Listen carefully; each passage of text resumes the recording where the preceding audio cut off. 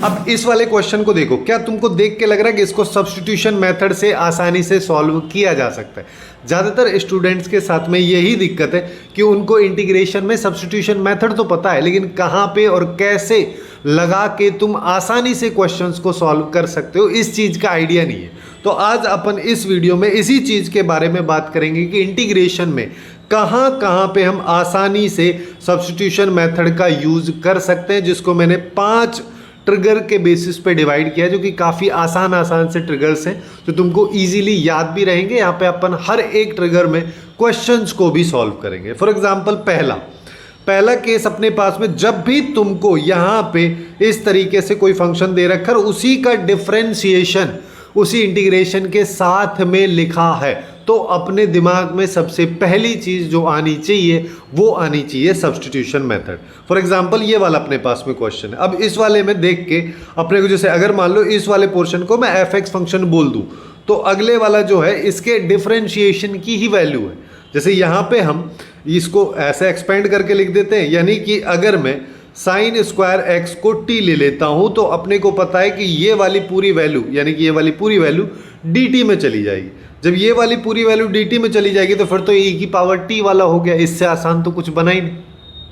ऐसे अपन इसको कर सकते हैं। दूसरा केस है कि जब अपने को यहाँ पे डेरिवेटिव दे तो रखा है, लेकिन वो पूरी तरीके से नहीं लिखा हुआ है, तो अपन उसको यहाँ पे थोड़ा बहुत आगे पीछे करके कन्वर्ट करते हैं। जैसे कि इस वाले क्वेश्चन में, अब इस वाले क्वेश्चन में सबसे पहले दिमाग में आएगा कि अगर मान लो सब्स्टिट्यूट करेंगे तो इसको कुछ लेंगे, लेकिन इसको कुछ लोगे तो यहाँ पे एक्स स्क्वायर बचेगा, 3 इंटू एक्स स्क्वायर, लेकिन वो तो है ही नहीं कहीं।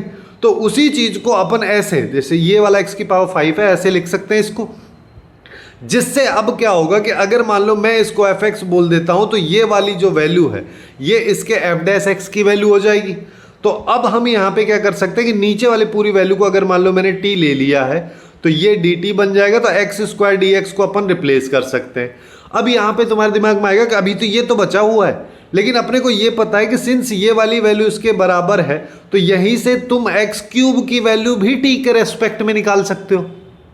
और जब तुम्हारे पास इतना आ जाएगा, तो अब तो बेसिकली ये वाला इंटीग्रेशन ये बन गया, जिसको अपन क्या कर सकते हैं, अलग अलग पार्ट में ऐसे तोड़ देंगे। तो यहाँ पे एक बार तो 1/2 प्लस पावर वाला, एक बार माइनस वाला आएगा, जिनको सेपरेटली इंटीग्रेट करेंगे तो अपने पास ये वाली वैल्यूज आ जाएंगी, जिसको बस आगे चल के सिंप्लीफाई ही करना है। और जब अपन इतना कर देंगे तो टी अपन ने जो माना है वापस से उसकी वैल्यू पुट कर दो, और ये इसका फाइनल आंसर हमारे पास में आ जाएगा। अच्छा, यहीं पे एक और इंटरेस्टिंग चीज अपन कर सकते हैं कि जैसे जनरली हम t लेते हैं, लेकिन अगर तुम इस वाले अंदर वाली वैल्यू को t स्क्वायर ले लो, जिससे क्या होगा 2t dt बन जाएगा, और ये एक्स स्क्वायर वाला रिप्लेसमेंट हो जाएगा। अब इससे क्या है कि अब देखो तुम्हारे पास में ये जो एक्स क्यूब है, इसको तुम लिख सकते हो टी स्क्वायर माइनस 1, और एक्स स्क्वायर ये टी डी टी में चला गया, एक्स स्क्वायर डी एक्स तो 2/3 आ गया। इससे क्या होगा, इससे ये कैंसिल हो गया। जब ये कैंसिल हो गया तो अब हमारे पास में टी स्क्वायर माइनस 1 का ही इंटीग्रेशन बचा, जो कि कंपेरेटिवली पिछले वाले मेथड कंपेरिजन में और ज़्यादा आसान हो गया, जिसको तो अपन काफ़ी आसानी से ऐसे सॉल्व कर देंगे।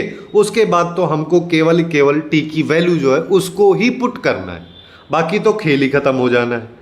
थर्ड यहाँ पे हमारे पास में सिनेरियो आता है, जब अपने पास में जो डिफरेंशिएशन है, डेरिवेटिव जो है किसी एफ एक्स फंक्शन का, वो वहाँ पे डायरेक्टली नहीं दे रखा है, लेकिन वो अंदर ही कहीं ना कहीं छिपा हुआ है। जैसे ये वाला क्वेश्चन है, इस वाले क्वेश्चन को अगर अपन देखें तो डायरेक्टली ऐसा कुछ नहीं दिख रहा, लेकिन हम यहाँ पे डेरिवेटिव को एक्सपोज कर सकते हैं। कैसे कर सकते हैं कि अगर मान लो मैं इस अंदर वाली पूरी वैल्यू को देखूँ, तो मैं इसको अगर t लेता तो मेरे को यहाँ पे पता चलता है कि 4x क्यूब मेरे को चाहिए था, x क्यूब तो है ही नहीं, यहाँ पे x की पावर -2 या 1/x स्क्वायर मिल रहा है। लेकिन मैं यहाँ से अगर x कॉमन ले लेता हूँ, x की पावर 4 यहाँ से कॉमन लिया, तो इस पावर की वजह से x क्यूब बाहर आएगा, इसके साथ मल्टीप्लाई हो जाएगा तो x की पावर 5 हो जाएगा, यानी कि उसको तुम x की पावर -5 न्यूमरेटर में लिख सकते हो। जब तुम ऐसा लिख दोगे तो अंदर ऐसा बन गया यहाँ पे, जिसका फायदा क्या है कि अब अगर मान लो मैं इस वाली वैल्यू को t ले लेता हूं, तो ये अपने पास में आ जाएगा, यानी कि ये जो लिखा है ये dt में चला जाएगा, जिसकी हेल्प से अब मेरे पास ये इंटीग्रेशन इसमें कन्वर्ट हो गया। अब इससे आसान है क्या? उसके बाद तो अपने को क्या सिंपल सा इंटीग्रेशन का फॉर्मूला x की पावर n वाला लगा देना है, लगा दोगे तो वैल्यू आ जाएगी, वैल्यू आ जाएगी तो यहाँ पे अपने पास में ये आ जाएगा जिसमें 4 से 4 कैंसिल हो जाएगा, तो अपने पास ये आ गया जिसमें सीधा सीधा t की वैल्यू को रिप्लेस कर दो और खेल खत्म। इसके बाद फोर्थ वाला सिनेरियो आता है कि जहां पे, अच्छा एक और चीज तुमको अब यहां पे धीरे धीरे रियलाइज हो रही होगी कि सारे के सारे ट्रिगर पॉइंट्स को मैंने डेरिवेटिव के बेस पे डिफाइन किया है और इसी तरीके से तुम उनको आसानी से याद भी रख सकते हो, या तो है ना। इनको अभी अपन बाद में भी बात करेंगे एक बार कि फोर्थ केस के बारे में अगर बात करें तो जब अपने को डेरिवेटिव दे ही नहीं रखा है लेकिन हम वहां पे डेरिवेटिव को क्रिएट कर सकते हैं।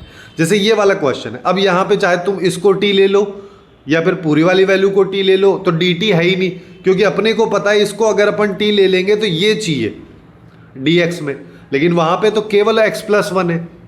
तो ऐसी सिचुएशन में जहां पे डायरेक्टली डेरिवेटिव नहीं दे रखा होता है तो कभी कभी अपन वहां पे डेरिवेटिव को क्रिएट करके भी सब्स्टिट्यूशन मेथड यूज कर सकते हैं। जैसे यहां पे अगर मैं e की पावर x से ऊपर नीचे मल्टीप्लाई कर देता हूं, मल्टीप्लाई अगर मान लो मैंने कर दिया तो मेरे को यहां पे ये वाला फंक्शन बन जाएगा, ठीक है। यहाँ पे अपन ने क्या है ऊपर नीचे मल्टीप्लाई कर दिया तो इसको एक साथ में क्लब करके लिख दिया। अब क्या करना है, अब बस इसको टी ले लो, इसको टी लोगे तो अपने को पता है ऊपर वाला पूरा चला गया dt में, जब ऊपर वाला dt में चला गया तो ये वाला जो रेड वाला पोर्शन बचा हुआ है इसको अपन t-1 लिख सकते हैं।